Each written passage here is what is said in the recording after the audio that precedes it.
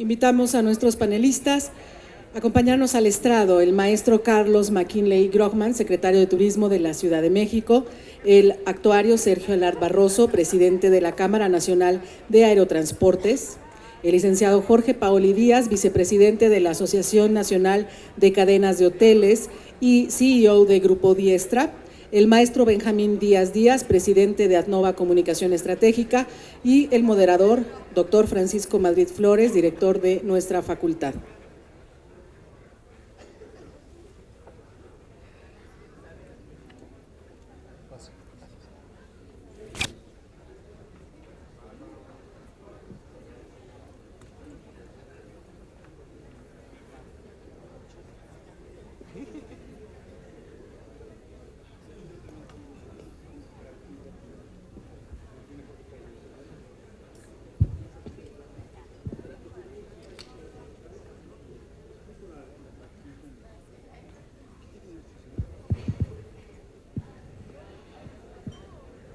Gracias. Vamos a continuar con nuestros trabajos. Agradeceremos nos ayuden a invitar a quienes siguen en el receso que nos hagan el favor de ingresar al salón. Es un gran gusto tener la oportunidad de este panel extraordinario. La dinámica que hemos propuesto es igual que el panel anterior, un comentario introductorio, más o menos 5 minutos de cada uno de ustedes y después pues animar una sesión de debate. Cuando empecé a hacer estas llamadas para invitar al panel, tuve una conversación con Sergio Elard que me pareció muy pertinente, muy precisa, y es: pues ya se acabó el tiempo de las lamentaciones, esto es lo que nos toca, ¿no? Uno puede no estar de acuerdo con la desaparición del Consejo, pero ¿qué creen? Pues va a desaparecer. Uno puede no estar de acuerdo en con que se escatimen recursos para la promoción turística, pues se van a escatimar. Entonces, más bien, lo que tenemos es un cambio de condiciones y un reto muy grande, pues para adaptarnos a esas condiciones. Ya cuando hablé con el resto del panel fue lo que les dije: oye, vamos viendo cómo desde tu diferente área de conocimiento, tu industria, tu actividad, pues estás ya viendo para adelante. En ese sentido, quería, para cerrar mi comentario, simplemente pedir si tenemos la presentación lista, porque les quiero compartir los pronósticos de nuestro Centro Anáhuac de Investigación Turismo sobre el cierre de 2019 de las principales variables de la industria turística. No sé si está lista la presentación, porque 18 y 19. Cerramos 18 y cómo se ve 19. Este no es mi presentación, esta es la de Sergio Elard, que yo no voy a hacer. Entonces, si les parece, pues vamos empezando con la de Sergio, y cuando me toque de vuelta el uso de la palabra, o no, vemos mis datos, ¿no? Si me ayudan a poner la que tengan ahí listo y nos arrancamos. En tanto tenemos esta lámina ahí puesta, lo que sí creo yo, lo escuché hace un par de semanas de un político muy destacado francés, de Jacques Delors, sobre la idea de la promoción, que me parece que aplica. Decía este líder político español que, recordando, insisto, Delors, que tú puedes andar en bicicleta sin pedalear, y eso nos va a pasar con la promoción turística. Pues va a seguir caminando el sector, ¿eh? El problema es que cuando quieras enfrentar la siguiente cuesta, pues hay que volver a pedalear. Entonces, lo que nosotros estamos viendo en los resultados y en los pronósticos es parte de este efecto. Nosotros estamos viendo un cierre del año pasado en torno a los 41.6 millones de llegadas, todavía muy cerca del 6%, por cierto, muy en línea con nuestro pronóstico de inicio de año, y un crecimiento de 4.5 en llegadas de turistas internacionales, que mezcla fronterizo y que mezcla no fronterizo. Por cierto, habría que tener cuidado con algunas de estas lecturas porque ya combinan dos metodologías diferentes. Hasta el mes de julio, los datos, la fuente es Banco de México, y después de agosto ya la fuente es INEGI. De hecho, ha sido un placer y un privilegio que nos acompañe el director general de Estadísticas Económicas de INEGI, que ha estado aquí a lo largo del panel. Lo que nosotros vemos, digamos, como hallazgo es, se confirma el dato duro de llegadas de turistas aéreas, ese no cambia. Aparentemente había una subestimación en el volumen del turismo fronterizo. A la hora de contar los visitantes fronterizos, en el pasado pesaban más los excursionistas, hoy pesan un poco menos. Y el gran dato, en todo caso, para la industria es, todavía por confirmar, una subestimación del gasto medio del turista aéreo. Estamos más cerca de un poco arriba de $900 que de los 850 que se registraron. Sin embargo, pues hay una cierta continuidad en la serie y aquí se ve reflejada. En la parte de los turistas de internación, pues habrá ya muy probablemente un dato ligeramente por abajo del 4%. El cierre 2018 más arriba, 4.3 y probablemente 3.9. Aquí, como lo hemos hecho en otros años, pues hay que ponerlo en contraste con el movimiento turístico mundial. El movimiento turístico mundial para el cierre de 2018 estimamos crecimiento de 5.4%. Durante muchos años entonces, el turismo de internación, que explica el 85% de los ingresos a México, creció al doble en México que en el mundo. Ahora ya estamos empezando a crecer un poco menos que el mundo. Una parte importante de esta desaceleración, no de crecimiento, desaceleración, es el mercado de Estados Unidos, como se ha dicho aquí en la mañana, porque el enero-noviembre solamente trae crecimiento 2.1%, que hay que contrastar con el aumento del gasto de viajes de los norteamericanos al exterior, que enero-junio es 7.3%. O sea, todavía el mercado de Estados Unidos no trae efecto económico de recesión, o sea, no nos confundamos. Fue muy buen año, el nivel más bajo de desempleo, como se ha dicho, el nivel más alto de confianza del consumidor, analistas viendo todavía crecimiento 2.8 este año, pero esos turistas están decidiendo otros destinos, además de México, más vehementemente, ¿no?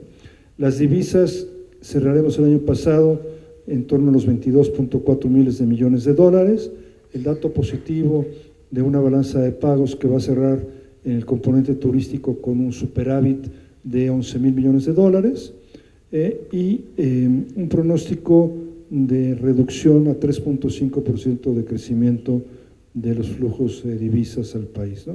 O sea, sí están todas las señales claras de un fenómeno de desaceleración. Del lado de los mexicanos viajando al extranjero, que atípicamente, extrañamente, nosotros pensamos, no leían el periódico y nos enteraron que estábamos en crisis, ¿no? O un movimiento muy suave de la economía, pues creció más de 10% las salidas, y nosotros creemos que habrá una corrección este año que podría estar incluso abajo de los 4% y cerrar el año un poquito abajo de los 6 millones de turistas al exterior por vía aérea. Y finalmente, el tema del mercado nacional.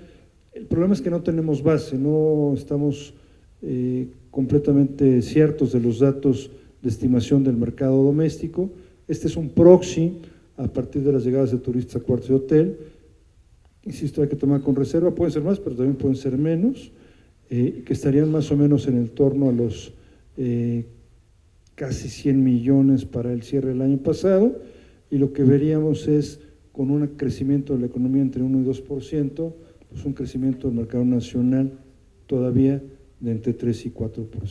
Por mi parte sería todo, y entonces sí le pediría a Sergio Lard, ahora sí, si nos hacen el favor de poner sus láminas, si hace su primer comentario, por favor.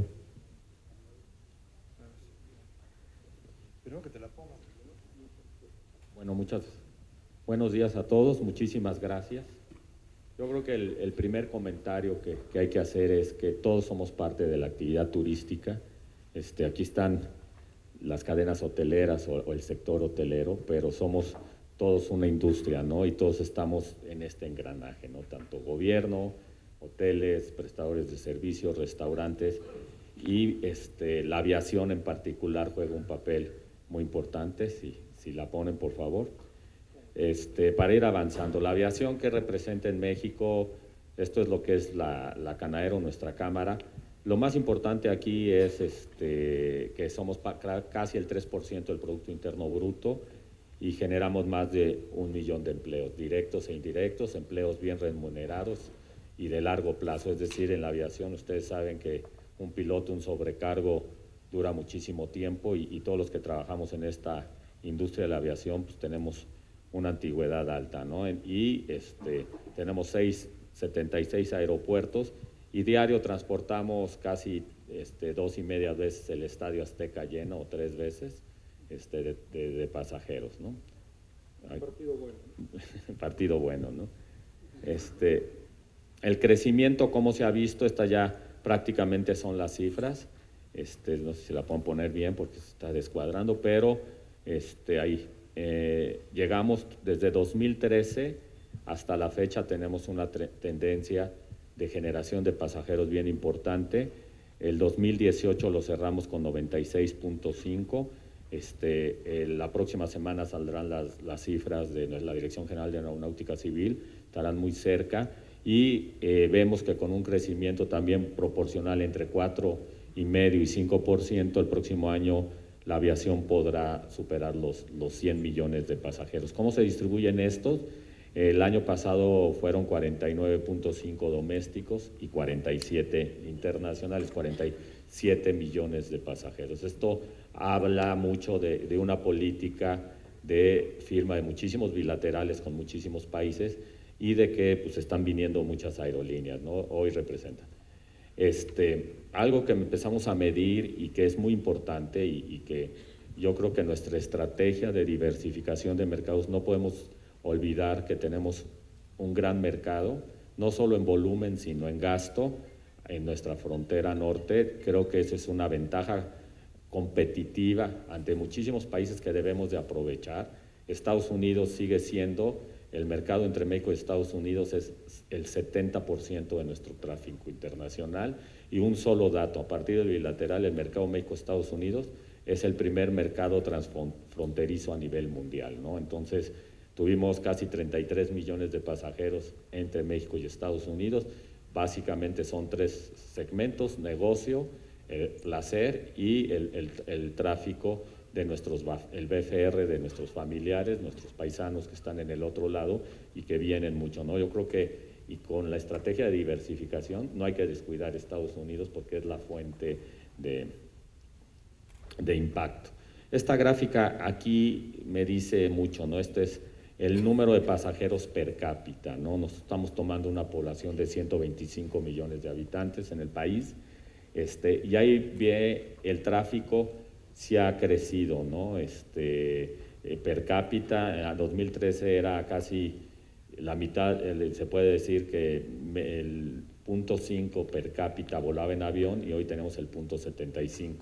El promedio mundial es 1.7, para eso tienen que existir políticas públicas, infraestructura, acuerdos bilaterales, servicios de facilitación y una regulación y sobre todo una tendencia muy importante que al final voy a mencionar en términos de safety security, que es la flota aérea. Pues no, pues esto es lo que hoy tenemos: 358 aviones, la edad de la flota 8.4, tenemos en las aerolíneas mexicanas 361 rutas y 121 y tenemos casi 600,000 operaciones. En el año hubo alrededor de 870,000 operaciones. Esto es una gráfica bien importante y me quiero detener en el 21.6, como decías, es lo que ha medido el INEGI, es lo que ha crecido la inflación de las tarifas aéreas del transporte de 2013 a la fecha, ¿no? Por abajo de la inflación, considerando que el combustible ha crecido casi un 72%, que es uno de los costos más altos que sufrimos las aerolíneas. El turismo por vía aérea, somos el 20 lugar, sin embargo en Latinoamérica, México tiene el aeropuerto de la Ciudad de México tiene muchísima más distribución que la mayoría de los aeropuertos en el mundo, por eso es la importancia de la conectividad. Estar conectado no es una ruta punto a punto. Les voy a poner dos ejemplos claros y lo pueden consultar en los globalizadores. Si tú quieres ir de Nueva Orleans a Nueva York, tienes que hacer escala. Hay varias vías, pero por ejemplo, lo más común es irte vía Chicago. O si quieres ir de San Antonio a Nueva York, lo más común, hay varios hubs, pero mucha gente usa Charlotte, ¿no? O sea, la inversión de decir estoy conectado porque tengo un sinnúmero de rutas directas, esa no es la conectividad, y así nos los han mostrado los países líderes en el mundo, que son Estados Unidos y la zona euro, que utilizan muy bien sus recursos a través de grandes hubs, ¿no? Y la Ciudad de México se ha convertido en uno de ellos, es mucho más importante que Panamá, que Bogotá y que Guarulhos, ¿no? El ingreso de turistas a México, pues aquí se lo pueden ver, top de ingreso de turistas a México por nacionalidad, pues Estados Unidos, Canadá, Reino Unido, Colombia, y esta es nuestra diversificación y, como decía, una gran dependencia. Estos son los mercados que más han crecido, obviamente las bases son diferentes a las de México, nosotros estamos en otras ligas, pero están haciendo su chamba, ¿no? Algo muy importante y un enfoque que quiere la Sectur y que yo creo que es lo importante, cuánto es el ingreso per cápita, y si lo vemos, y decía Paco, cuánto es el ingreso o el gasto fronterizo por día, estamos hablando de $60 cuando un turista que se interna al país vía aérea gasta 15 veces más, ¿no? Esa es la importancia, o sea, en volumen el turista fronterizo puede ser mucho más, pero ya la derrama económica que tenemos, y esta es fuente también oficial, son casi 917. La idea es, con los productos y servicios, que cada cliente que se interne por avión pueda gastar más de $1,000, ¿no? Porque eso sí es el impacto a toda nuestra actividad económica, ese es la derrama económica, la generación de empleo, el desarrollo de los destinos, no nada más desde el punto de vista turístico, sino de toda la comunidad, ¿no? Y creo que las líneas aéreas lo tenemos, ¿no? Perdón, ¿con el cual me regreso? Con los aviones. Sí. Bueno, aquí es, porque luego hay muchas dudas de cómo se distribuye el DNR, el derecho de no residente, que estamos hablando de $75. Es un impuesto o un derecho de no residente que viene en el boleto de avión, por lo tanto, sí impacta en la elasticidad de nuestros precios, ¿no? Si nosotros, cualquier aerolínea trae un pasajero de Estados Unidos o de Latinoamérica a México, hay que cobrarle esos $25, y cuando con alta competencia de repente hay precios o guerra de precios, y esto por ley nosotros lo tenemos que enterar, ¿no? ¿Qué estamos haciendo en la aviación? Tenemos algo bien importante, competitividad con sentido social, es decir, seguir generando esos empleos, incorporar a muchísimos jóvenes, empleos de calidad y sobre todo una gran experiencia de pasajero. ¿Y qué estamos haciendo? Aquí es algo bien importante, porque también en el sector se habla siempre de la seguridad y de que si los destinos no son seguros. Afortunadamente o desafortunadamente, yo lo veo afortunadamente, el primer valor de cualquier línea aérea es la seguridad, y la dividimos en dos: safety, que es la seguridad de las operaciones en vuelo, y security, que es toda la operación para el cuidado de nuestras aeronaves en tierra, ¿no? Nosotros, por la regulación y por lo que es nuestro negocio y los riesgos que tenemos una altísima cultura, y nuestro primer valor siempre va a ser safety security, ¿no? Y creo que independientemente de que el gobierno tenga que hacer sus labores de seguridad, yo creo que la cultura de security debe ser algo bien importante en México, porque no es nada más ir a atrapar al delincuente, sino cómo realizas tus círculos de protección a tus activos, cómo tus playas están cuidadas, o sea, y cómo la ciudad, cómo tienes una visión de security, ¿no? Y para esto nosotros hemos pedido y estamos trabajando con nuestras autoridades, nuestros reguladores, comunicación y transporte. Ya está la Agencia Federal de Aviación Civil para que se apruebe y se eche, que es bien importante, y la Agencia Federal de investigación de aéreos de investigación de accidentes en el transporte es la NTBS en Estados Unidos, ¿no?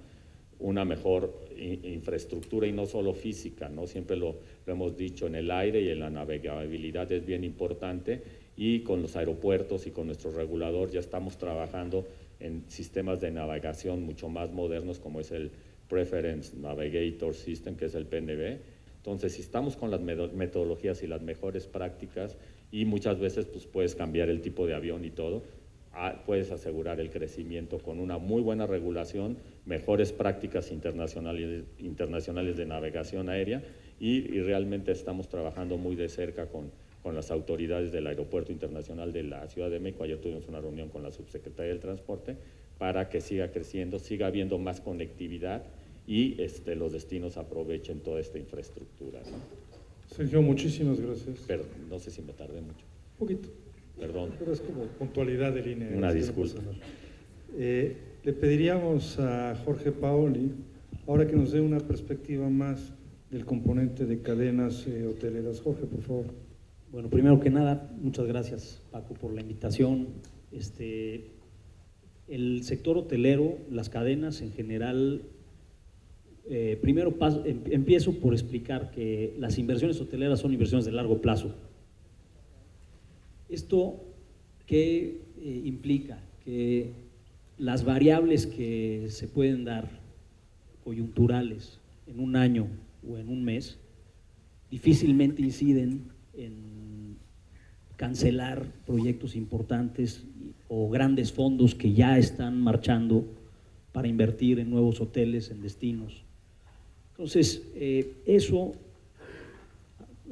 Paco aludía al vuelo que lleva la bicicleta, y siguiendo con el ejemplo, estamos viendo números que reflejan en gran medida ese impulso al que tú referías, que tiene que ver con distintas variables, tiene que ver con algunas importantes, pues un entorno de inflación bastante controlado en los últimos años, una demanda creciente de turistas, más turistas en el país, y más o menos ocupaciones que o se han mantenido al nivel de la oferta nueva de cuartos de hotel o se han incrementado, y un tipo de cambio que desde luego nos ha ayudado muchísimo a abaratar el país, y que no se ha visto reflejado todavía, por lo menos en la industria hotelera, en incrementos más que proporcionales en la inflación de los servicios y productos que están dolarizados y que consumen los hoteles. Es decir, esa depreciación en nuestra moneda lo que ha hecho todavía hasta hoy nos ha generado un efecto más positivo que lo que ha generado en merma de las utilidades y de los inversionistas en los gastos que ejercemos en todo aquello que está dolarizado. Una gran excepción a eso son los energéticos. Los hoteleros hemos venido sufriendo incrementos en los gastos energéticos brutales, pero aún con ese ingrediente las cosas más o menos han ido bien. Hay una gran incertidumbre en los nuevos proyectos, no solo en la industria turística y entre los hoteleros, sino en diversas industrias. Los nuevos proyectos, pues muchos de ellos se han pospuesto, esperando a ver cuáles van a ser las nuevas reglas del juego. Y ni siquiera el gobierno ha tenido el tiempo para establecerlas plenamente. Hemos venido hablando en los paneles anteriores, hemos venido escuchando pues, de la intención, y ayer hablábamos con el secretario Torruco, de crear un nuevo mecanismo para la promoción turística, pero ese es uno de las muchas variables que están por aterrizar y que inciden en el vuelo al que Paco refería. Los funcionarios nuevos, por inteligentes y capaces que sean, necesitan saber dónde está el café, el azúcar, y empezar a ejecutar las cosas, y eso tarda, y eso está relacionado con lo que Banco de México está viendo en términos de crecimiento en el primer año de gobierno. Es muy difícil que un gobierno entrante empiece a gastar a la velocidad que se requiere el primer año. Y eso pues, nos va a incidir. Entonces, todas estas circunstancias nos llevan a tener estos 44 millones de turistas extranjeros en el país, y eso ha generado un efecto también del lado de la oferta. Los números que ya no repito, que se acaban de dar, tienen que ver mucho más con la demanda de cuartos de hotel que con la oferta.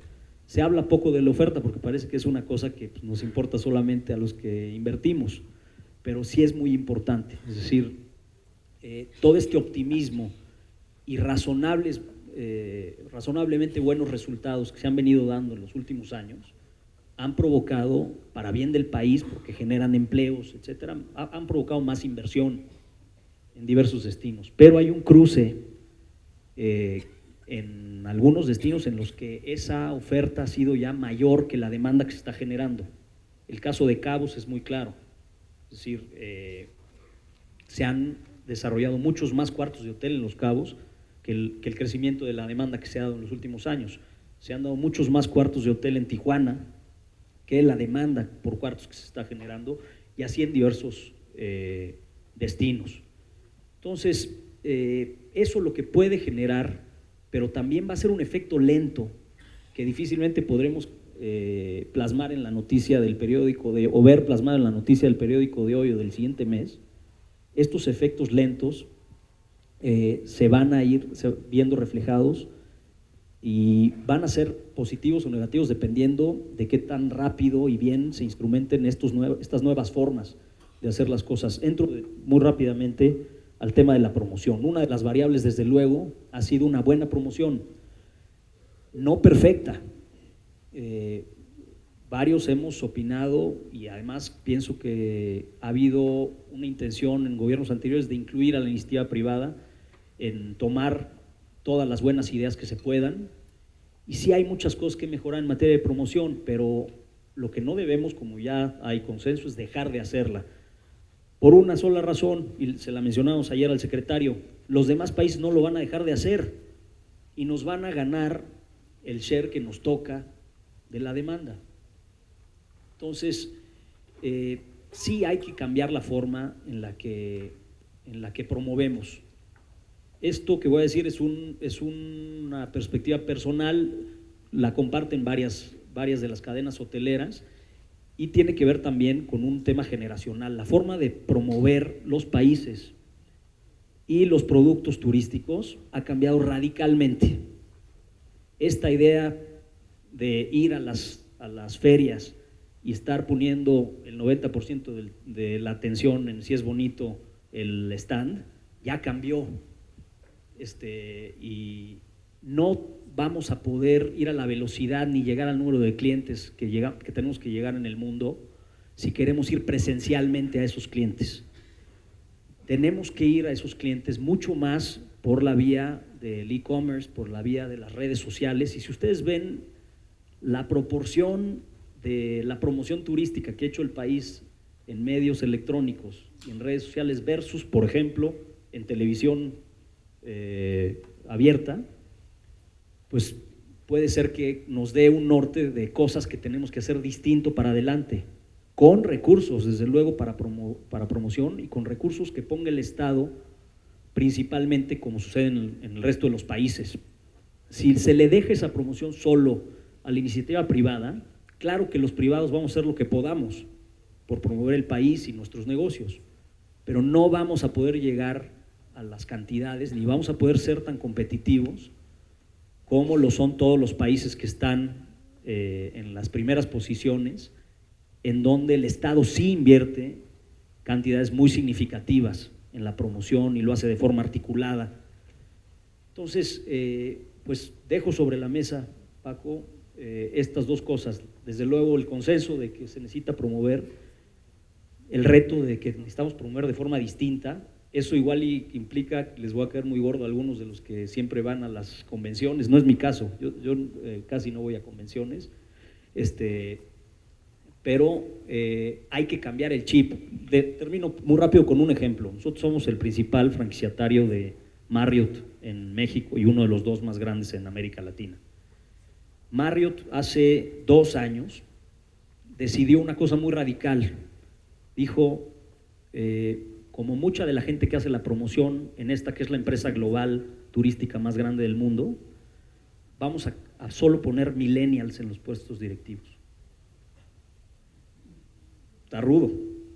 De estar nosotros tratando e interactuando con senior vice presidents muy besados en los temas de marketing, gente que sí entiende y que además sigue aportando cosas, muchas cosas valiosas, pero llegaron a la conclusión de que los que estaban haciendo la promoción en esa cadena, en ese grupo que es el más importante, no estaban entendiendo qué está pasando con Airbnb, cómo se promueve, cómo se llega al turista final, y una serie de cosas cambiaron radicalmente el perfil de quienes promueven. Entonces, sí hay un cambio generacional, sí hay un reto que tenemos, no solo de fondear, que espero que a partir de la junta de ayer, sí hay un esfuerzo por fondear el mercadeo y la promoción de nuestro país, sino en entrar al nuevo chip y empezarlo a hacer de forma más efectiva, medible, y en la forma en la que lo están haciendo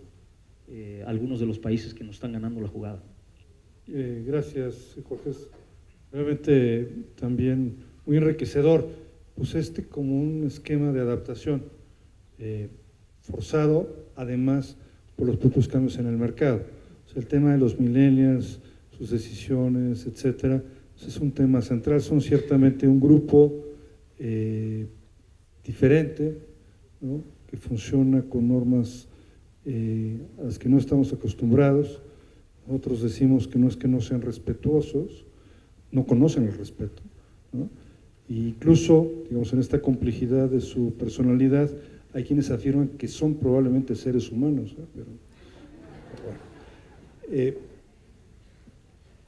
Pasaría a pedirle a Carlos McKinley, secretario de Turismo de la Ciudad de México, su comentario introductorio, recordando que no solamente conoce dónde está el café y las otras cosas de la oficina, sino que domina en realidad la función pública vinculada con el turismo. Yo tuve el privilegio de servir como contraparte estando en la Secretaría de Turismo y él en la Secretaría de Turismo de la Ciudad de México hace casi 20 años, y siempre tuvimos una relación constructiva. Reconozco en él a un profesional del turismo, un conocedor del turismo, conocedor del servicio público, y ahí sí creo que no hay, afortunadamente en la Ciudad de Turismo, curva de aprendizaje.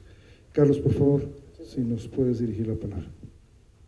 Bien, muchísimas gracias en primer lugar por la invitación, Paco. Sergio, Benjamín, Jorge, gusto compartir esta mesa con ustedes. Yo quisiera dar una nota optimista, sin exageración, pero optimista de todos modos a lo que son las perspectivas del turismo, y básicamente me quiero referir a la Ciudad de México. Creo que efectivamente estamos ante una ventana de oportunidad o algo totalmente novedoso para todos, y estoy absolutamente seguro, y me gusta el comentario, Paco, que haces, que desde la perspectiva de los gobiernos, y en todo caso gobiernos estatales y locales, creo que se puede hacer mucho más. Ahora que el gobierno federal enfrenta una reestructuración muy fuerte, no esa reestructuración, por ejemplo, del Consejo y otros temas ahí, esa reestructuración no ha impactado todavía sobre los destinos. Los destinos tienen que buscar un margen de maniobra distinto al que tenían, dejar probablemente de depender de una manera tan fuerte de lo que era el Consejo de Promoción Turística, la Secretaría de Turismo Federal, y tratar de buscar nuevas iniciativas. Paco se me adelantó, porque yo mañana doy una conferencia de prensa ante medios turísticos para dar los resultados del 2018 y las perspectivas del 2019. Por unas horas te adelantaste, vamos a dar algunos datos de cierre también, ya que estamos en el foro adecuado. Quiero comentarles que la Ciudad de México ha crecido del 2018 con respecto al 2017 moderadamente. Lo ha hecho lamentablemente menos en algunos indicadores que lo que se ha hecho a nivel nacional. Eso nos preocupa. Hemos crecido en todo, hemos crecido en llegada de turistas, Ya estamos hospedados en hoteles, evidentemente, ya estamos pasando la barrera que nunca se había logrado de los 14 millones de personas hospedadas en hoteles en la Ciudad de México. Hemos crecido en el gasto total por turistas, ya llegando a una suma bastante importante, ya cercana a los 100,000 millones de pesos al año de derrama económica para la ciudad. Eso convierte o mantiene al turismo de la Ciudad de México en el segundo lugar en materia de generación de ingresos. El primero es la inversión extranjera directa y el tercero son las remesas de los habitantes o chilangos que viven en Estados Unidos. Y el turismo se mantiene realmente en ese segundo lugar y bastante cerca de la inversión extranjera directa, lo cual nos dice estamos bien posicionados a ese nivel. La ocupación promedio es una excelente ocupación para una ciudad, estamos hablando de más de 70.5% para el 18. Creo que muchos destinos del país quisieran tener esa ocupación a lo largo de todo el año, y un gasto promedio total también que se ha incrementado. Notamos, sin embargo, una brecha cada vez más importante cuando hacemos la conversión a pesos efectivamente de lo que es el gasto promedio del turista nacional, que se queda casi 4 veces rezagado con respecto al turista internacional. Tan es así que con un 23%, 24% de participación de turismo extranjero, ese 23 o 24 genera la mitad o un poquito más del total de la derrama económica. Es decir, nos hemos convertido de alguna manera en un destino que depende mucho para la derrama económica, si ese fuera el factor principal, del turista extranjero. Afortunadamente, el turismo en la ciudad sigue creciendo, crece más que el ritmo de la economía mundial, crece más que el ritmo de la economía de la Ciudad de México, y las estimaciones para el 2019 siguen siendo en ese sentido las mismas. Es decir, turismo internacional va, turismo México va y turismo de la ciudad va también. Entonces nos da gusto saber que estamos, digamos, al frente de una actividad que tiene todas las perspectivas para seguir adelante. Nos interesa también comentar que entre estos indicadores que tenemos, estamos hablando de lo que es la ocupación hotelera, la derrama económica, la generación de empleo, las tarifas hoteleras que han crecido en la Ciudad de México y que nos permiten tener un RevPAR bastante interesante, que nos estamos comparando a nivel internacional con destinos bastante importantes. Sergio lo comentaba, en muchos casos, en el caso de la aeronáutica, nosotros la cifra de ocupación hotelera, por ejemplo, es una cifra parecida a la que tiene Génova, Milán, Roma, Zúrich, Frankfurt y muchas otras economías. Entonces, vamos bastante bien. Sin embargo, hay datos que nos preocupan a nivel macro, que son, por ejemplo, si la economía del país crece y el turismo crece más que la economía nacional, en materia de servicios el turismo ha perdido, si consideramos que la ciudad, el 90% del PIB de la ciudad lo constituyen los servicios, la Ciudad de México ha estado perdiendo competitividad a nivel nacional. Si no es que recordemos, pero si nos fijamos en las estadísticas, en los años 1950, 60 y 70, la Ciudad de México participaba con niveles que llegaron hasta el 44% en la participación del PIB de todo el país. Ahora estamos en menos de 17% y cada año perdemos medio punto, cada 2 años perdemos 1 punto.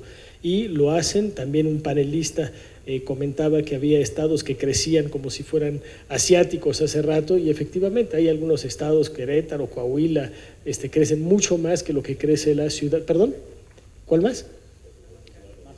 Mucho más que la Ciudad de México, y nos estamos rezagando. Entonces, la ciudad no puede perder esa competitividad. ¿Y qué podemos hacer para luchar contra esa caída de la competitividad? Tenemos que mejorar mucho en el tema de los servicios. Y es ahí en donde entra la discusión de cómo la Ciudad de México a través del turismo puede ganar o recuperar esa competitividad. Y es ahí en donde entran en los planes de la Ciudad de México todo lo que es la política de promoción internacional, la política de promoción nacional e internacional, lo que es la prioridad a determinados sectores y la utilización de los presupuestos en función de ello.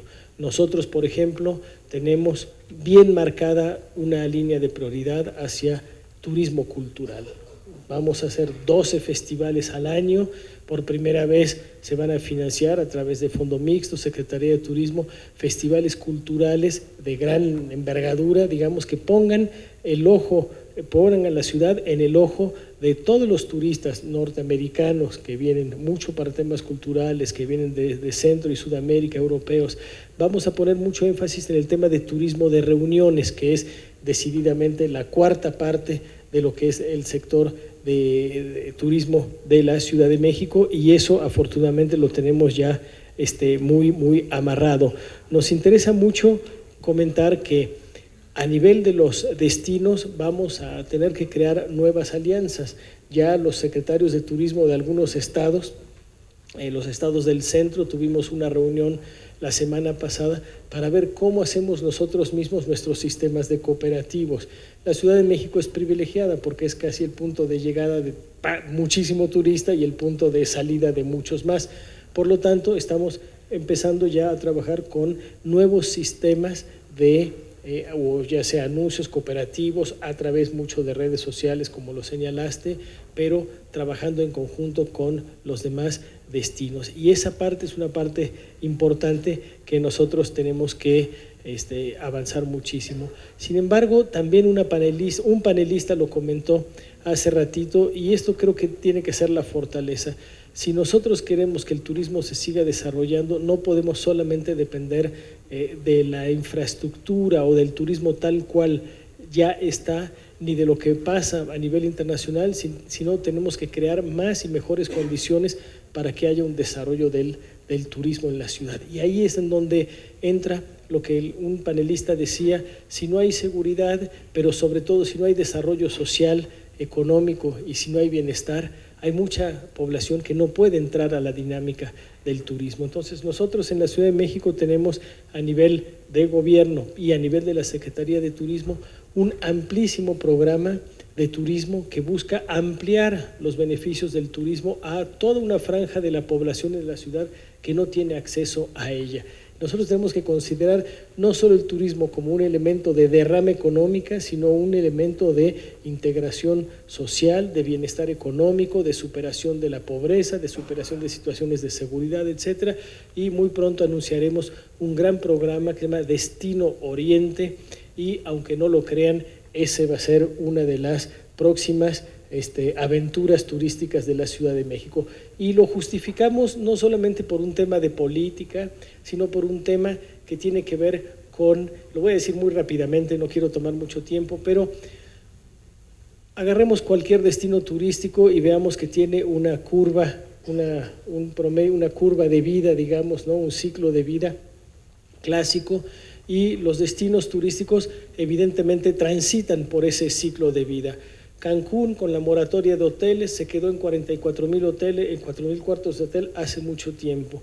¿Cómo se supera? Se supera finalmente hacia la Riviera Maya, y Cancún y Quintana Roo tienen hoy más de 104,000 cuartos de hotel, una cantidad increíble. Es decir, Cancún pudo superar esa fase de decaimiento de su ciclo con un lanzamiento, con una apertura hacia nuevas zonas de turismo. Lo mismo hizo Puerto Vallarta, que era probablemente uno de los destinos que más crisis enfrentaba, y decir, bueno, algo hay que hacer, se hace de tal o cual manera, y la Riviera Nayarit, digamos, le da otra vez un gran sentido de vida, un impulso de vida de regreso a Puerto Vallarta. Acapulco lo está tratando de hacer también con Punta Diamante. Y la ciudad, ¿qué tiene? La ciudad tiene toda una zona muy importante que es el oriente de la ciudad.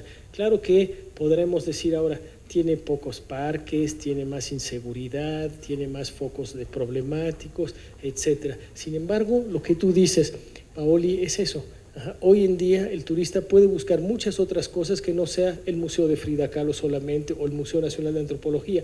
Hay experiencias turísticas que se pueden trabajar, desarrollar y convertirse en productos turísticos. Ahí va un tema y termino con el tema de estadísticas. Le estaba pidiendo a Paco información que me comente sobre el tema de las estadísticas. Hay mucho que hacer. ¿Cuántas personas se hospedan en Airbnb en la Ciudad de México? ¿Las contamos o no las contamos en materia de alojamiento? Son casi 500,000 de personas al año. Tenemos que atrevernos a modificar radicalmente nuestros sistemas de contabilidad turística, de estadística, para llegar a medir exactamente lo que representa el turismo en la Ciudad de México. Muchas gracias. Gracias, Carlos. Restaría para concluir las intervenciones, la participación de Benjamín Díaz. Benjamín es un experto en los temas de promoción turística. Él participó con responsabilidades importantes en la definición del modelo de Consejo de Promoción Turística. En los últimos años en su empresa sigue vigente en temas de marketing turístico. Siempre me parece a mí más que emblemático decir que él lleva la cuenta de Las Vegas en México, parques de Disney, destinos de Canadá, algunos otros estados. Y bueno, pues te pediría un comentario inicial, aunque seguramente después en las preguntas entraremos a más precisión. Gracias, Paco. Gracias por la invitación. Yo estaría de acuerdo más con lo que dice Jorge. ¿Cuántos de aquí son millennials? Levanten la mano los que son millennials aquí. Bueno, hoy también Paco es millennial. Hoy el turismo mundial se basa en el consumo de los millennials, en términos turísticos. Más del 60% se lleva a cabo a través del consumo de un turismo millennial. Es decir, la parte de la tecnología, la parte del desarrollo de producto turístico diversificado, etcétera, tiene que ver con la demanda de los millennials. Y Las Vegas, por ejemplo, un destino que yo represento, tiene mucho que ver con ese tema, ¿no? Hoy, por ejemplo, para que nos demos una idea más o menos clara de qué está siendo un destino competitivo a nivel internacional, tiene que ver con esta capacidad de poder satisfacer demandas específicas y diversificadas. Por ejemplo, Las Vegas actualmente está invirtiendo, fíjense nada más el nicho de mercado, en un hotel con inversión china-americana que va a costar 3.8 billones de dólares para que tengan una experiencia china en Las Vegas atrás de la Torre Trump, por ejemplo. Otro ejemplo es el T-Mobile Arena, que es una arena donde se juega hockey, donde se juega básquetbol profesional y en donde cada 15 días tienen a los famosos Knights de Las Vegas, que el año pasado, por cierto, quedaron en segundo lugar a nivel de la liga de hockey a nivel internacional. Esta capacidad de generar productos turísticos es impresionante. Y por ejemplo, Las Vegas actualmente, como muchos de ustedes ya saben, acaban de comprar la franquicia de los Raiders de Oakland para que sean los Raiders de Las Vegas. Y están creando un estadio que va a costar 2 billones de dólares exactamente atrás del Mandalay Bay. Imagínense la capacidad de poder generar oferta diferente para satisfacer demandas específicas de millennials en particular y de generación X, que seguramente aquí habrá algunos también interesados, en donde cuando vayan a Las Vegas, ahora en lugar de nada más gastar dinero en términos del casino, en términos nada más del show, en términos del Gran Cañón, ahora van a quedarse al partido de los Raiders de Las Vegas contra los Steelers, Dallas, etc. Entonces, la capacidad de crear producto diferenciado para que gasten más los visitantes es impresionante. Hoy Las Vegas, por ejemplo, está recibiendo, como ustedes saben, 42 millones de turistas y tienen más de 150,000 habitaciones. Todo este ejercicio de inversión del sector privado y de apoyo tiene que ver con un gobierno, local en este caso, que está promoviendo un instituto de promoción turística, que es al que yo pertenezco en términos de promoción turística, la famosa Autoridad de Promoción Turística de Las Vegas, para poder capacitar a nivel mundial a las diferentes oficinas del exterior, entre ellas la que yo represento en México, para poder vender mejor Las Vegas. Es decir, la tendencia mundial de los destinos competitivos a nivel internacional se siguen basando y se están fortaleciendo con organismos de promoción turística a nivel mundial. No se quitan, se refuerzan. Por eso es muy importante la experiencia de Las Vegas. El caso concreto de San Antonio, otro de mis clientes, está cambiando la experiencia de un instituto de gobierno a un instituto mixto como era el Consejo, público-privado, en donde las decisiones públicas tienen que ver con la opinión del sector privado para poder dirigir mejor la estrategia de promoción a nivel internacional en San Antonio, que es un destino chico comparado con muchos de Estados Unidos. Otro caso, Alberta, Canadá, otro de mis clientes. ¿Qué es lo que está haciendo? El 80% de la promoción turística de Alberta, Canadá, tiene que ver con social media. De cada dólar, 80 centavos se van Facebook, Twitter, Instagram, YouTube. En ese orden.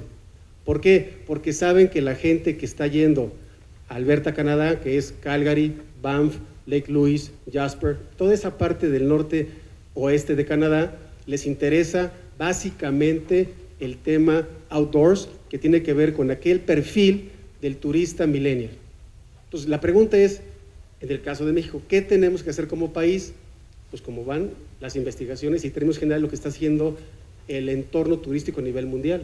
Necesitamos cobijar el tema de promoción turística para que sea público-privado, para que se mantenga y se dinamice, no se retroceda. Un tema también muy importante, en términos generales, tiene que ver con las tendencias mundiales. Hoy las investigaciones a nivel mundial son muy claras. Hay más o menos 16 tendencias mundiales de consumo turístico y en general el consumo económico. El turismo, por supuesto, que está inmerso en este consumo económico a nivel internacional y tiene que ver, por ejemplo, con los que les interesa el tema de outdoors, lo que les interesa el tema gastronómico, lo que les interesa el tema de vestido, de moda, ¿no? Etcétera. ¿Cuál es el común denominador de esas 16 tendencias? Uno. ¿Cuál creen que es? No. El tema digital. Todas las tendencias están confluyendo y se unen en un solo tema, en la conexión digital del conocimiento de esa tendencia. Entonces, hoy necesitamos entender ese tema desde el punto de vista de Las Vegas, de Nueva York, de Canadá, de París, cualquier destino competitivo muy importante. Lo que tiene que entender es que la promoción no se puede dejar, se tiene que fortalecer. Y en segundo lugar, tiene que dirigirse hacia un tema digital. Hoy, de los 125 millones de mexicanos que somos, ¿cuántos creen que están conectados en forma digital a través de Internet? El 80% está conectado, de alguna forma, en términos digitales. Es decir, y es México. Imagínense aquellos países más desarrollados que nuestro core business tendría que ser traerlos para acá. Si no hacemos eso, hablando de perspectivas turísticas y de retos, como dice el caso de la bicicleta o el caso del cuento de Alicia en el País de las Maravillas con el conejo, para mantenerse donde está uno, ¿qué tiene que hacer? Correr. Si no corres, te vas para atrás. Aquí es lo mismo. Necesitamos crear o generar o apoyar que el instituto o el organismo de promoción turística, el que sea, se mantenga, se genere, y si el gobierno le quiere entrar, que lo haga. Pero si no, la propuesta es, el sector privado tendría que hacer algo, porque no podemos quedarnos así. Hoy el destino de Las Vegas,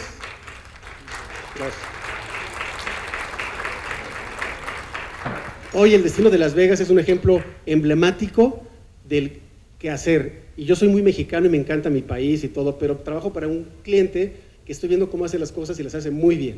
Y yo soy una de esas oficinas, de las 12 oficinas del mundo, que nos enseñan a orientar la oferta en función de una demanda específica. Y ese sería mi comentario. Muchas gracias, Benjamín. Sin duda este es un panel formidable.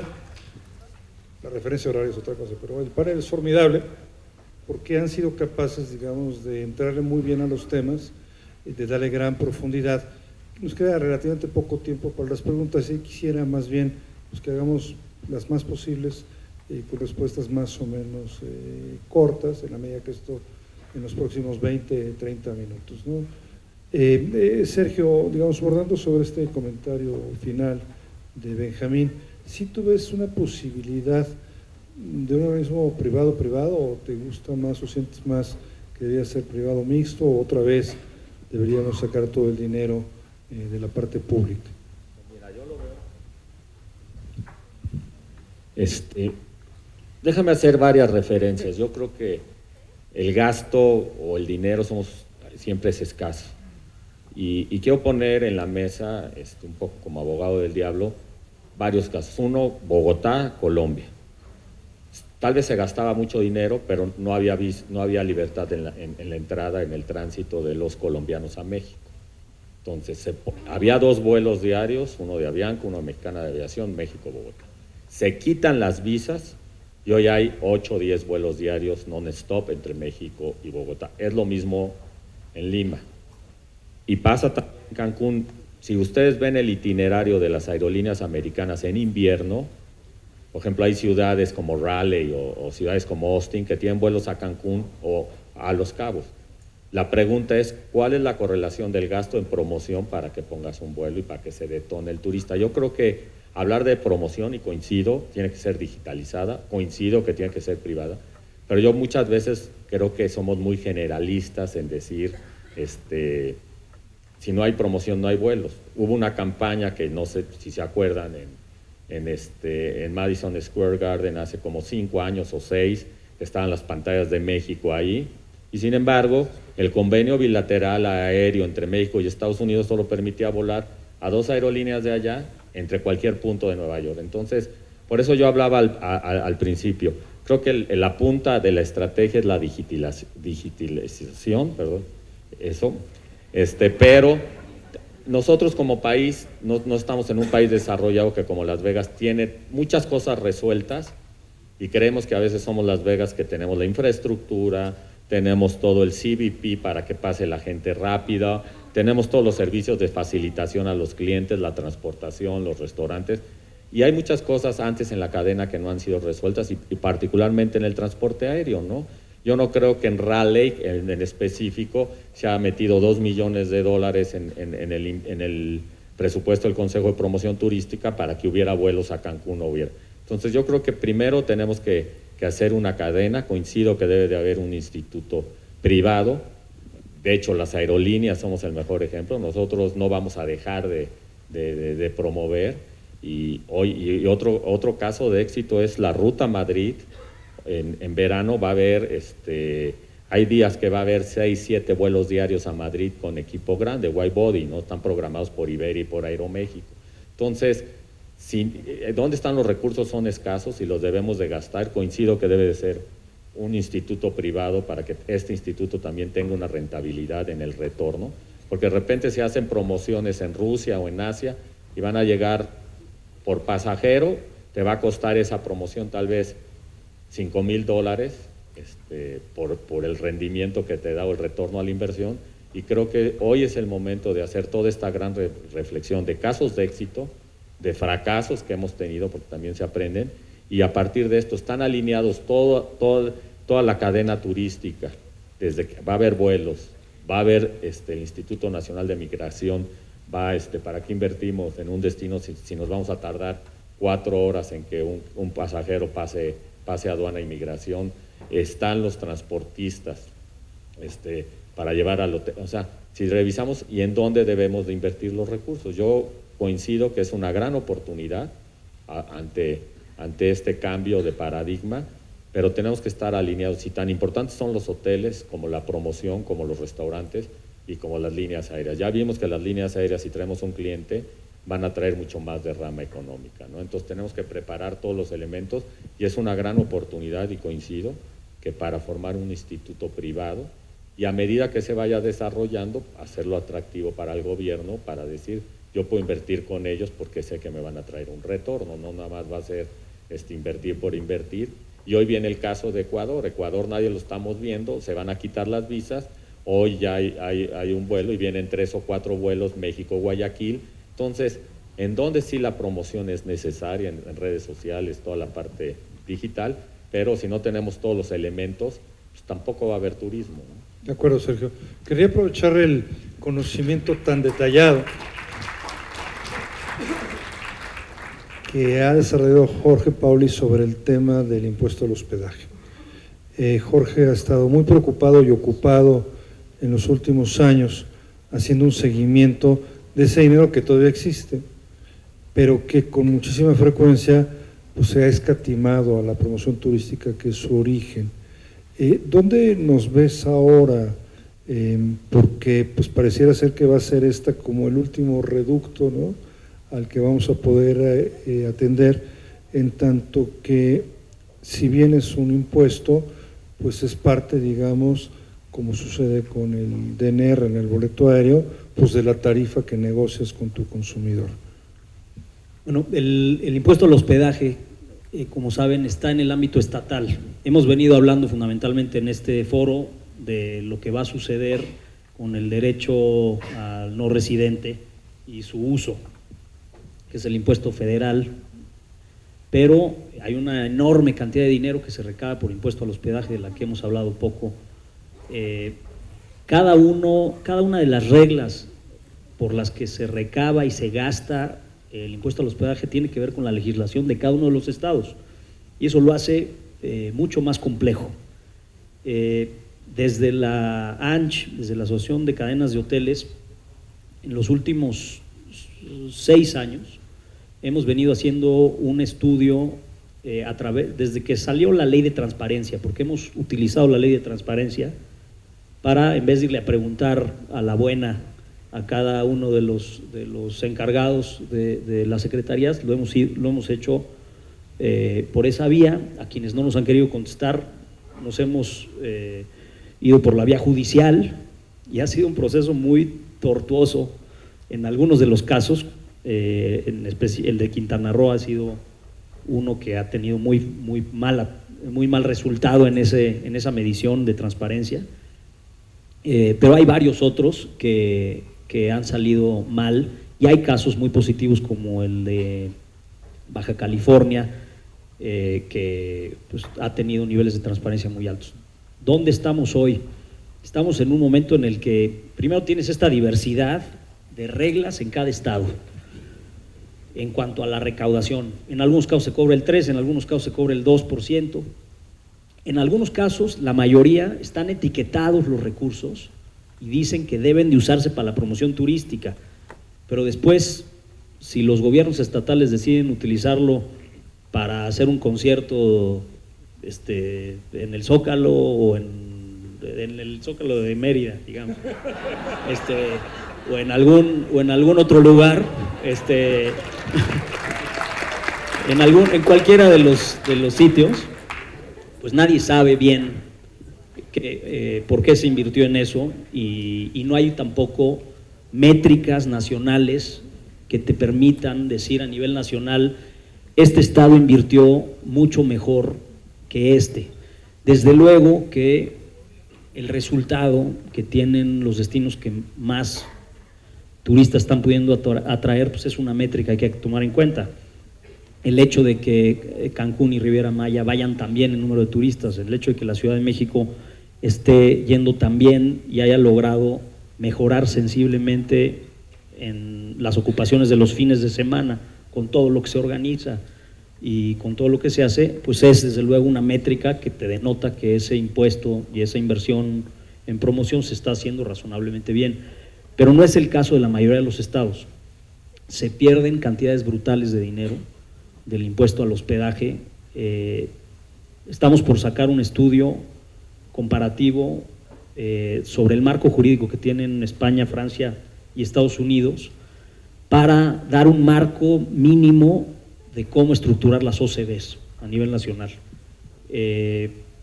Las OCBs, que las tomamos como un genérico, pero en algunos estados son un fideicomiso, en otros lados son una SA, en otros lados son un apéndice de la Secretaría de Turismo local. Es un tutti frutti que difícilmente se entiende y que no nos permite tener a nivel nacional con ese recurso una sola forma de hacer las cosas. Estamos sujetos a si llega alguien que sí conozca de la función como Carlos, o que llegue alguien que conozca poco y que orqueste mejor o peor el impuesto. Entonces, estamos convencidos de que se necesita una regulación mucho más clara, en la que tengamos la certeza de que lo que se paga en impuesto al hospedaje va a dar a un vehículo y después tenemos que tener una forma de medir mucho más claramente ese recurso para que se utilice muy bien. Gracias, Jorge. Carlos, querías hacer uso de la palabra. ¿Cuánto cobra Puebla de impuesto de hospedaje? 0. 0. Efectivamente. Entonces hay disparidades muy grandes. Hay estados que cobran 4%. La mayor parte cobramos 3%. Benjamín, Sergio, mi impresión es que el esquema público-privado a nivel estatal tiene que seguir funcionando. Yo no pondría las manos de la promoción exclusivamente en manos de privados. Yo no lo haría. Yo lo haría de manera mixta.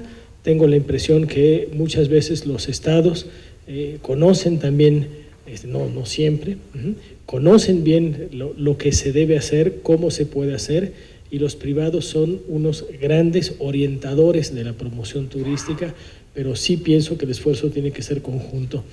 Hagamos el estudio juntos. Mi impresión es que el impuesto al hospedaje a nivel nacional debe generar al menos, ¿cuánto según tú?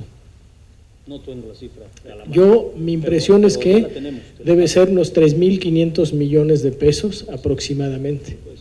Ajá. No es una cifra menor, 3.500 millones de pesos. Estoy hablando de los destinos grandes, estoy hablando de Quintana Roo, Ciudad de México, estoy hablando de Jalisco, Puerto Vallarta, estoy hablando de Jalisco como Guadalajara, estoy hablando de Baja California Sur. Hay que trabajar en lo que tú dices. Tenemos que hacer. ¿Me lo das? Tenemos la cifra de los 6. Perfecto. Es como de 1.400. Así de los es. 6 más grandes. Entonces, tenemos que trabajar de manera junta, recuperar el papel de los estados en la promoción turística y, por otra parte, trabajar con las embajadas y el servicio exterior. Eso es una nueva tarea que tenemos que hacer. Tendremos poquito tiempo para acabar más o menos porque cuando hicimos la invitación pues le pusimos un tiempo y ustedes fueron tan generosos de aceptarla. Tendríamos 7, 8 minutos para ir cerrando. Yo quería dejar 2 preguntas muy puntuales y en todo caso pedir que se sientan en libertad de algún comentario de cierre. En el caso de Benjamín, 2 cosas súper puntuales. Primero, ese marketing digital cuesta también, ¿no? O sea, no es de gorro, porque de todos modos vas a necesitar profesores, menor la inversión, pero cuesta, ¿no?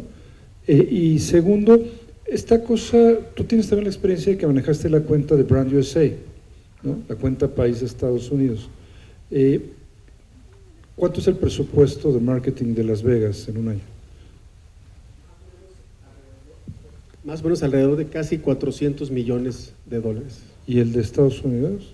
No, ese es, no, como el último dato que yo tenía era como 120, 130 millones de dólares. ¿Verían ustedes entonces que si este fuera un modelo para replicar, deberíamos ir a un modelo más especializado que privilegie el marketing de destinos y que deje en un segundo término con otras prioridades la marca país?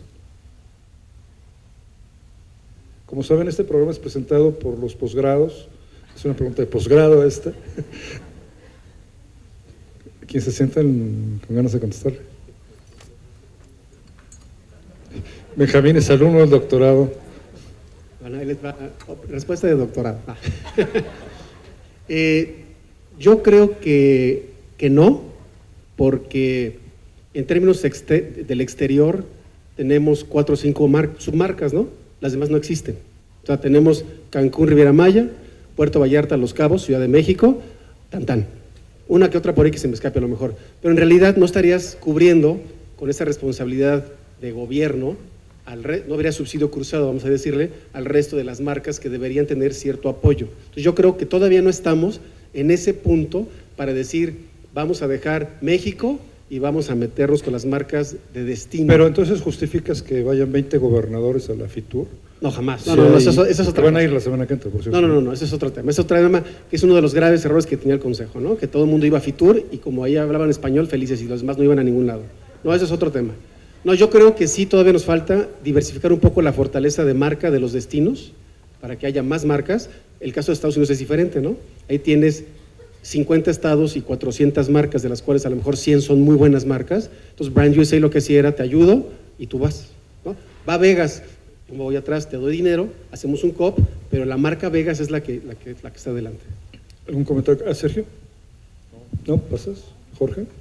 Bueno, el ejemplo que está aquí vivo de Benjamín pues es muy contrastante con lo que se está planteando para efectos de la promoción. O sea, creo que fue muy afortunado que ustedes pudieran escuchar de voz propia a alguien que tiene expertise y que, como decía Pablo hace rato, muchas de las cosas que hacemos no son física nuclear, pero muchas cosas en la vida sí requieren cierta preparación, algunos años de hacer las cosas antes de tener cierto tipo de responsabilidad, y por inteligentes que sean nuestros cónsules y nuestros representantes en el exterior, pues va a ser muy difícil que empiecen a entender cosas que a veces las personas han tardado X número de años en entender. Puede ser incluso hasta un poco injusto cargarles al servicio exterior esa responsabilidad, porque ni siquiera se les ha preparado por el tiempo mínimo necesario para esa tarea, ¿no? Entonces, yo aquí veo un contraste muy claro, que lo que nos dice es, sí se necesita un vehículo, pero no cualquier vehículo, y en los paneles anteriores se ha venido hablando de hacer más con menos. A los que gestionamos empresas nos encanta el término, todos los días estamos buscando hacer más con menos, todos, pero sabemos que eso tiene un límite. No se puede hacer lo que sea con lo que sea de recursos, tiene un límite, y si no reconoces esos límites te vas a topar con la pared. El otro riesgo muy grande que estamos viviendo es que, como en otras instituciones, se nos vaya la gente que el país ha formado durante muchos años y que han tenido esa expertise, y que pues, ya está sucediendo, ya pasó, muchos de ellos ya se fueron a otros lados, pero yo espero que con esta buena voluntad que hay en la Secretaría de Turismo, de que busquemos junto con Alfonso Romo y la Secretaría de Hacienda recursos, y transmitamos que es muy importante el tema, que es muy importante retener a la gente valiosa que conoce de la materia, y que pues entremos de vuelta antes de que se nos vaya el vuelito en la bicicleta. Espero que sea pronto. Le pediría a Sergio, a Carlos, un comentario final sobre pues, este momento tan singular que enfrenta la industria. Pues yo creo que nuestra nueva realidad nos marca que nos sumemos todos, ¿no? Así como los hoteles tienen inversiones, las líneas aéreas tenemos pedidos de flota por $25 mil millones, que los tenemos comprometidos. Yo en lo que difiero es que no es física nuclear, pero nunca ha habido un análisis, y aquí Benjamín nos podrá decir por qué gastábamos más en tele abierta o revistas y no hicimos una digitalización de la plataforma México, por llamarlo así, donde todos los proveedores y prestadores de servicios nos pudiéramos sumar. Entonces, creo que este es el gran momento de hacer las cosas diferentes. También el camino que íbamos, tal vez no era un camino óptimo en la ejecución del gasto, lo que tú dices. Hay 32 secretarías de turismo en todos los estados y a veces pues, no todos tienen la misma vocación. Y el gasto, ¿no? En Fitur, y tengo citas con los mismos que puedo tener la cita en México, ¿no? Es tiempo desaprovechado. Entonces, nosotros no vamos a dejar de hacer promoción. Nosotros sí estamos, como Aeroméxico y como líneas aéreas, pues tenemos que hacer esta vocación de dónde ponemos más frecuencias. Ponía el caso de Madrid, pongo el caso de París, pongo el caso de Corea. ¿Y por qué se dan estas relaciones? No es porque haya promoción. Corea, el vuelo a Corea es porque hay una planta y hay una necesidad de negocio, y eso te permite muchas cosas. Si no analizamos todo esto, aunque lo tengamos en redes sociales, nuestra inversión va a ser improductiva, ¿no? Entonces, yo sí creo que se necesita una mejor metodología para invertir los recursos. Como dice Carlos, pues estamos abiertos a que los estados contribuyan con nosotros, pero también que haya una métrica y una medición de lo que se hace, ¿no? Y todos los negocios así lo hacemos, y creo que debemos de ser bien exigentes no nada más decir que haya más promoción, sino es un gran momento de cambio y ser muy exigentes para que cada peso que invertamos en promoción tenga un retorno, ¿no? Porque si no, otra vez vamos a volver a caer a este pozo y a esta gran discusión de que la promoción es vital, pero si no se usa eficientemente, pues es lo mismo invertir en Guayaquil cuando no tienes visas, $10 millones, y nada más va a poder haber un vuelo, ¿no? Entonces, yo creo que hay que ser muy creativos y muy exigentes donde invertimos el dinero. Muy coherentes, diría Muy yo. coherentes. Carlos, tu comentario final. Coincido totalmente con Sergio. Mañana se reúne Comité Técnico de Fondo Mixto de Promoción Turística de la Ciudad de México. Participa hoteleros, participan restauranteros, participan agencias de viajes de turismo receptivo y participa la Canaco, participa Gobierno de la Ciudad de México. Afortunadamente comentaste acerca de esa curva de aprendizaje que es menor en algunos casos. En nuestro caso es mucho menor, ya que mañana aprobaremos presupuesto que nos permite trabajar a lo largo de todo el año.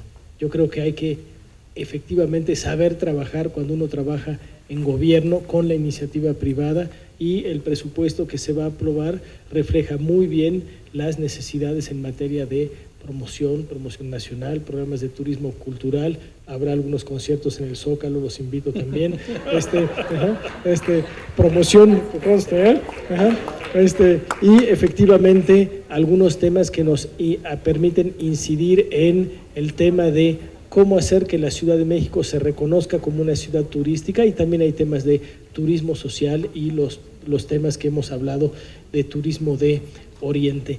Mi preocupación, compañeros, en el tema de la desaparición del Consejo no es tanto alrededor de los grandes destinos. A veces creo que hay pequeños destinos que van a sufrir mucho más, digamos, del tema ese, y quizás el problema sea a futuro que haya un desbalance mayor entre algunos destinos, algunos estados con respecto a otros, y eso no es bueno para el turismo, ni en un destino ni al interior del país. Esa quizás la puedo dejar como mi preocupación principal.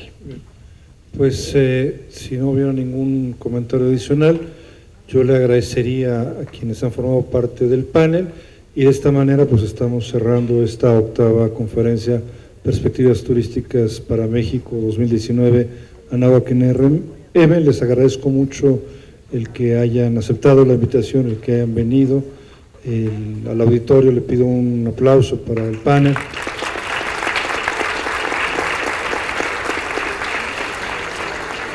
También les agradezco que nos acompañen, y un reconocimiento final pues para el equipo de trabajo de la facultad, las sociedades de alumnos que nos han acompañado el día de hoy, que sé que, por cierto, tienen una artesanía mexicana de recuerdo proporcionada por Mundo Cuervo para este panel tan distinguido. Muchas gracias.